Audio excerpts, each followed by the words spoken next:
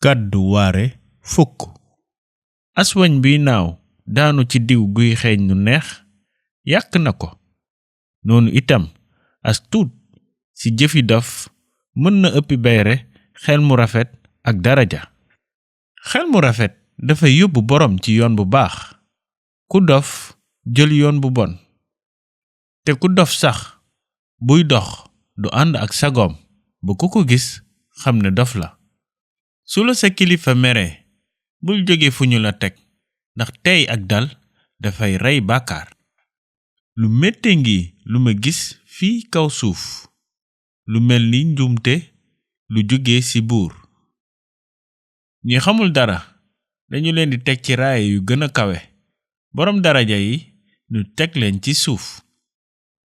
Ma gis ay jaam di war fas ay doomu buur di dox ni jaam. Kuy gas pax mën nga daanu ci biir te kuy daaneel ñag jaan mën na la màtt.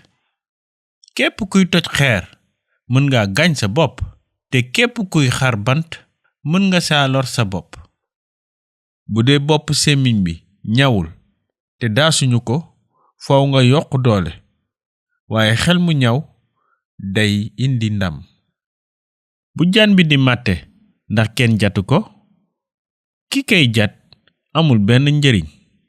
Kàdduy boroom xam-xam dafay neex waaye dof bi gémmiñam moo koy sànk. Moom dafay tàmbali wax ay njombe ba noppi mujj wax lu gën a yées. Ku dof day bari wax ëllëg kumpa la ci nit te kenn mënu ko wax luy xew suba. Liggéey dof coonooy neen xamul sax nu muy def ba yàgg ci dëkk bi. Torox ngeen yéen réew mi seen buur nekk gune te ay jawriñ yu mu fal di bége suba teel. Ndokkale yéen réew mi seen buur nekk as gor te jawriñ ya mu fal di lekk sa waxtu ba mu jotee ngir am doole te bañ a màndi. Su loxo yi tayalee bant bi tee kaw kër gi daanu te su loxo yi bàyyeekoo kër gi tàmmalee senn.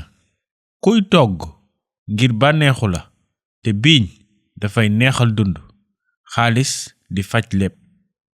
Bul jëw buur bi donte ci sa xel la. Bul wax lu ñaaw ci boroom alal gi donte ci sa biir néeg la ndax picc buy naaw mën naa yóbbaale say kàddu walla beneen xeetu mala ñëw feeñal say kàddu.